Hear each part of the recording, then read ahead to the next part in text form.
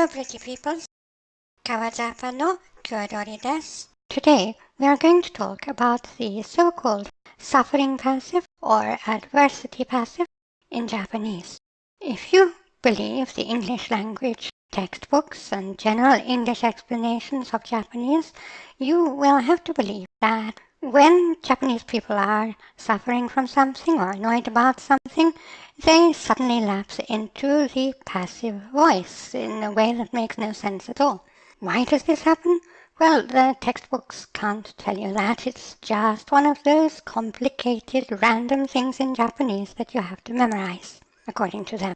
The actual reason they can't give an explanation is because it doesn't really happen. As I have explained in my main video on the passive form, there is no passive form in Japanese. I call it the receptive form, and that's what the Japanese call it too, the ukemi, the receptive. This makes a huge difference because if you regard the Japanese receptive form as if it were like the English passive voice, it completely confuses you about the way Japanese works. It makes the simple, logical, absolutely regular, ga-centered structure of Japanese apparently chaotic and confusing. There are a few things that the Western textbooks do to create this confusion, and one of the larger ones is this whole question of the so-called passive voice. So let's see what's really going on. The best way to translate the passive is with the English word got, which means received. Actually, some people use this all the time in English, but it's not regarded as good grammar. But in Japanese, it is perfectly good grammar, and it is the receptive form. So, we can say, kaban ga nusumareta.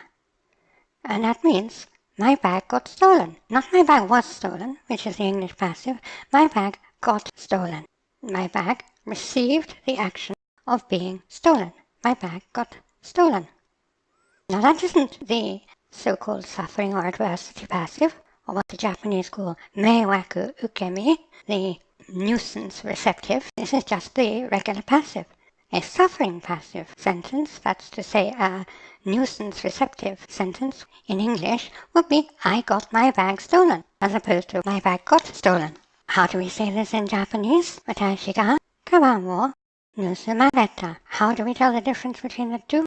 As always, the key point is where the ga lies. Kaban ga nusumareta. It's the bag that received the action. The bag got stolen. Watashi ga kaban wo nusumareta. I am the receiver of the action. Watashi ga, I get the ga. Watashi ga kaban wo nusumareta. What is the action? The action is got, isn't it? In English, we are doing the getting. Something does the getting. The bag got stolen, the bag does the getting.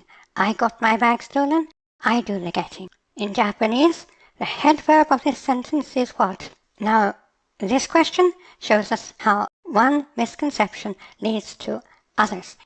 Most of the textbooks will tell you that the head verb of this sentence is nusumareta, which is a conjugation of nusumu, to steal. It's not. The head verb of this sentence is reta, reru, which means receive. As I explained in my main video on the so-called conjugations, the conjugations in Japanese are not actually conjugations at all.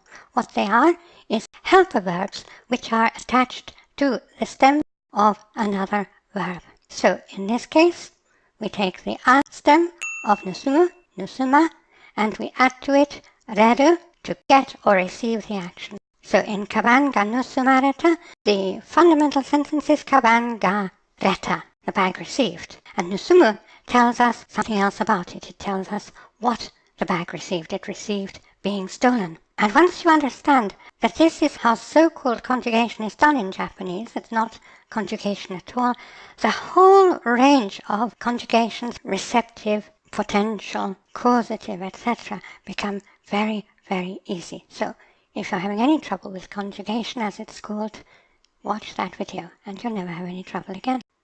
Alright, so let's take a slightly more complex example of the so-called suffering passive. Watashi ga obento wo Sakura ni taberareta. I got my lunchbox eaten by Sakura. As you see in this case, we see who did the action. The action taberu, to eat. But taberu is not the head verb of the sentence. So the doer of that head verb, which in this case is the ichidan form of reru, which is rareru, to get or receive. An action is reru, rareru. In godan verbs, reru. In ichidan verbs, rareru. So the head verb of this sentence is rareru, and the doer of it is me. I am the one who received. What did I receive? Well, the rest of the sentence is telling us. And what I received was having my obento eaten by Sakura. We always know in a reru, rareru receptive sentence who is the receiver, the doing of the action of receiving the action, because it is always the one marked by ga. The actor of a sentence is always marked by ga. And let's just note that that ga marked actor doesn't have to be visible. We might say Sakura ni obento o taberareta, and that means exactly the same thing. I got my obento eaten by Sakura, because what the sentence really means is Zero ga Sakura ni obento o taberareta. How do we know that? Well, we know it because there always has to be a ga marked actor in every sentence, either visible or invisible. In this sentence, it's not Sakura because she's marked by ni. It's not the bento because it's marked by o. So there must be an invisible ga marked actor. There has to be, because every sentence has a ga marked actor, whether the actor is visible and whether the ga is visible or not. If that seems difficult, please watch my video on the invisible pronoun and the invisible particle, and that is the so-called suffering passive. Please remember that the course book for this course of lessons is Unlocking Japanese. You can get it from Amazon in paperback or Kindle editions. And please subscribe to this channel for more information on the real structure of Japanese. Thank you for attending this lesson. これからもよろしくお願いします. Class dismissed.